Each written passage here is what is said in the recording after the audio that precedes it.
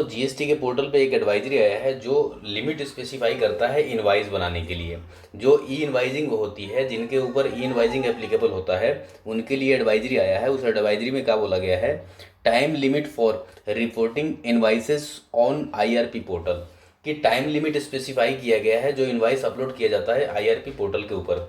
मतलब जो ई इनवाइजिंग एप्लीकेबल है जिनके ऊपर, उनके लिए बोला गया है। तो क्या बोला गया है इस एडवाइजरी में, Just to inform you that it has been decided by the government to impose a time limit on reporting old invoices on the e-invoicing IRP portal for taxpayer with annual aggregate turnover greater than or equal to 100 crore. उन tax payer के लिए बोला गया है जिनका turnover 100 crore या 100 करोड़ से ज़्यादा है, 100 करोड़ या 100 करोड़ से ज़्यादा जिनका टर्नओवर है, उनके लिए स्पेसिफाई किया गया है टाइम लिमिट कि अगर आप ओल्ड इनवाइस अपलोड करते हो आईआरपी पोर्टल के ऊपर तो आपको एक टाइम लिमिट दिया जाएगा कि इतने से इतने टाइम तक आप आईआरपी पोर्टल पे अपलोड कर दो।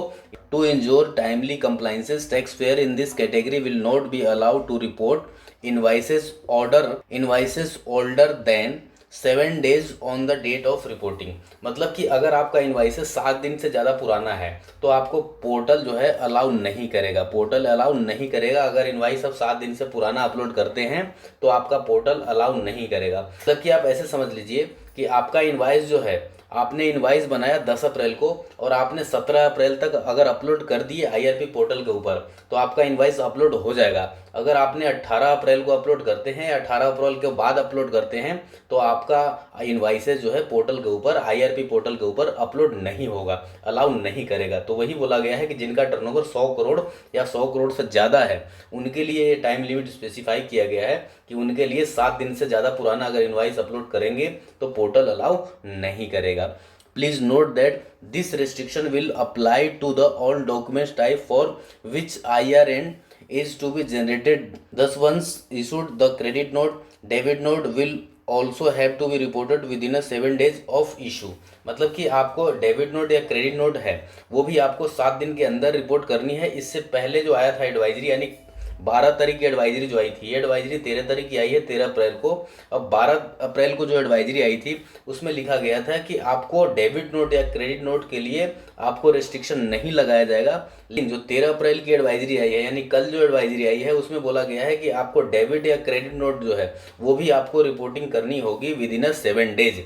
जिस दिन आपने इशू किया उससे 7 डेज के अंदर आपको डेबिट नोट या क्रेडिट नोट भी इशू करनी पड़ेगी। तो जो कि 12 तारीख को एडवाइजरी आई थी उसमें बोला गया था कि डेबिट या क्रेडिट नोट के लिए रिस्ट्रिक्शन नहीं लगा रहे हैं, और एक दिन बाद दूसरा एडवाइजरी आ गया, उसमें बोल दिया गया कि हम डेबिट या क्रेडिट नोट के लिए भी आपको अलाउ नहीं करेंगे। अगर 7 दिन के अंदर आप अपलोड नहीं करते हैं तो पोर्टल अलाउ नहीं करेगा, उसके लिए भी रिस्ट्रिक्शन लगा दिया गया। बोला कि डेबिट या credit note will also have to reported within 7 days of issue. जिस दिन आपने इशू किया उसके 7 डेज तक आप डेबिट या क्रेडिट नोट अपलोड कर दो, अदरवाइज आपका डेबिट या क्रेडिट नोट अपलोड नहीं होगा, पोर्टल अलाउ नहीं करेगा। चलिए आगे इन्होंने एग्जांपल के थ्रू समझाया है। If an invoices has dated of 1st April 2023, it cannot be reported after 8 April 2023. The validation system built into the invoice registration portal will disallow the user from reporting the invoice after 7 days window. Hence, it is essential for taxpayer to ensure that they report the invoice within a 7 days window provided by the new time limit. मतलब कि आपको new time limit अब दिया गया है, जो पहले ऐसा टाइम लिमिट नहीं था। पहले अभी तक जो है टाइम लिमिट प्रिस्क्राइब नहीं की गई थी कि आप कितने दिन में पुराने इनवाइस अपलोड करेंगे। अभी तक जो है 10 दिन या 15 दिन या महीने भर तक इनवाइसेस अपलोड हो जाते थे। जो आपने इनवाइस बना दिया, जो आपने डॉक्यूमेंट प्रिपेयर कर दिया, उसको आप 10 दिन या 15 दिन बाद भी अपलोड करते थे तो हो जाता था। लेकिन अब जिनका एनुअल एग्रीगेट टर्नओवर 100 करोड़ है, 100 करोड़ या 100 करोड़ से ज़्यादा है, उनके लिए रेस्ट्रिक्शन लगाया गया कि अगर आप 7 दिन या 7 दिन से ज़्यादा अगर हो गया आपका इनवाइस बनाए हुए, जो आपने डॉक्यूमेंट प्रिपेयर किए, पहली चीज़ आप उसे इनवाइस कह नहीं सकते, इनवाइस बोल नहीं सकते, क्योंकि इनवाइस तभी वैलिड होता है, इनवाइस तभी वैलिड माना जाता है अगर आपके वो ऊपर ई इनवाइजिंग एप्लीकेबल है। तो इनवाइस आईआरएन के साथ अगर निकला हुआ है, ई इनवाइजिंग बना हुआ है, तो ही आप इनवाइस कह सकते हैं, अदरवाइज वो आपका इनवाइस है ही नहीं। उसके लिए टाइम लिमिट प्रिस्क्राइब कर दिया गया है। अब आपको 7 दिन के अंदर इनवाइजिंग अपलोड करना पड़ेगा, इनवाइजिंग बनाना पड़ेगा अगर आपने कोई ऐसा डॉक्यूमेंट बना करके रखा है, 7 दिन के अंदर आपको अपलोड करना पड़ेगा पोर्टल के ऊपर, IRP पोर्टल के ऊपर रजिस्ट्रेशन करना पड़ेगा। क्योंकि यहाँ बोला गया है कि इनवाइस को रजिस्ट्रेशन करना पड़ेगा IRP पोर्टल के ऊपर 7 दिनों के अंदर। अगर 7 दिनों के अंदर आप नहीं अपलोड करते हैं तो ये डिसअलाउ कर दिया जाएगा कि आपने जो है अपलोड किया ही नहीं और आपका इनवाइस वैलिड नहीं माना जाएगा, कि आपने इनवाइस इशू नहीं किया।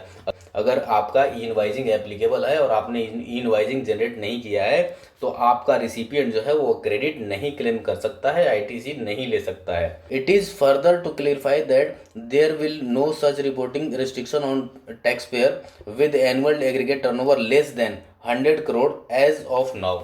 मतलब कि अगर जिनका टर्नओवर 100 करोड़ से कम है उनके लिए रिस्ट्रिक्शन नहीं लगाया गया है, उनको ये नहीं बोला गया है कि आपने 7 दिन के अंदर क्यों नहीं इनवाइस अपलोड किया। आप 7 दिन या 10 दिन या महीने भर के बाद भी अपलोड करेंगे, जब भी आप अपलोड करेंगे तब मान लिया जाएगा कि आपका जो है इनवाइस अपलोड हो गया है और उस डेट को आपका ई इनवाइजिंग मान लिया जाएगा कि आपने ई इनवाइजिंग जिस दिन में जनरेट किया है उस दिन आपका वैलिड इनवाइस मान लिया जाएगा। लेकिन 100 करोड़ से ऊपर जिनका टर्नओवर है उनका तो अपलोड ही नहीं होगा। यहाँ एक चीज ध्यान दीजिएगा, जिनका टर्नओवर 100 करोड़ या 100 करोड़ से ज्यादा है उनके लिए तो बोला गया है कि आपका इनवाइस बना हुआ रखा है, सिंपल इनवाइस बनाया है आपने, और अगर आपने अपलोड नहीं किया है तो आप उस इनवाइस को अपलोड ही नहीं कर सकते। और 100 करोड़ से नीचे जिनका टर्नओवर है, 100 करोड़ से जिनका कम टर्नओवर है, उनके लिए ऐसा कोई रिस्ट्रिक्शन नहीं लगाया गया है कि वो अगर 10 दिन या 15 दिन बाद भी अगर इनवाइस को अपलोड करते हैं तो उनका इनवाइस अपलोड हो जाएगा, उनके लिए कोई रिस्ट्रिक्शन नहीं लगाया गया है। In order to provide sufficient time for tax payer to comply with this requirement we propose to implement it from 1 May 2023। मतलब कि ये वाला जो है प्रोविजन 1 मई 2023 से लागू कर दिया जाएगा। मतलब कि 100 करोड़ से ऊपर जिनका टर्नओवर है उनके लिए प्रोविजन 1 मई 2023 से एप्लीकेबल कर दिया जाएगा। वो 1 मई 2023 से अपना सिस्टम प्रिपेयर कर लें। GST पोर्टल के ऊपर भी, इनवाइजिंग के पोर्टल के ऊपर भी सिस्टम प्रिपेयर कर लिया जाएगा। तो बोला गया है कि 1 मई 2023 से आपको रिस्ट्रिक्शन लगा दिया जाएगा। जिनका टर्नओवर 100 करोड़ से या 100 करोड़ से ज़्यादा है उनके लिए रिस्ट्रिक्शन 1 मई 2023 से लगा दिया जाएगा। आशा करता हूं कि आपको पूरा क्लियर हो गया होगा, पूरा कंसेप्ट क्लियर हो गया होगा। अगर अभी भी कहीं पे कोई कंसेप्ट क्लियर नहीं हुआ होगा तो आप मुझे कमेंट बॉक्स में लिख करके पूछ सकते हैं, उसका रिप्लाई मैं कोशिश करूँगा तुरंत से तुरंत दे दूँगा। Thank you so much watching for this video.